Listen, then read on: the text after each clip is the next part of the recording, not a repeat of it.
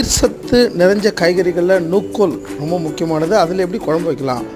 காயை தோல் சீவிட்டு சதுரமாக கட் பண்ணி வச்சுட்டு இதுக்கு ஒரு அரைப்பு தேவை. அதுக்கு தேங்காய், ஒரு 4 கிராம்பு, ஒரு 5 முந்திரி பருப்பு, கொஞ்சோண்டு தண்ணி ஊற்றி அரைச்சி தனியாக வச்சுக்கணும். எண்ணெய் சுட வச்சு ஒரு பெரிய வெங்காயத்துலேருந்து 1.5 பெரிய வெங்காயம் சன்னமாக நறுக்கி போட்டு கருவேப்பிலை போட்டு வதக்கிட்டு ஒரு 1.5 தக்காளியை அரைச்சி ஊற்றிடணும். இதெல்லாத்தையும் வதக்கிட்டு இருக்கும்போதே நம்ம இஞ்சி பூண்டு பேஸ்ட் கொஞ்சம் சேர்த்துக்கிட்டு இதை நல்லா வதக்கி எடுக்கணும். இது நல்லா வதங்கி வர பருவத்தில் நம்ம கட் பண்ணி வச்சுக்கிற நூக்களை இதில் சேர்த்துடலாம்.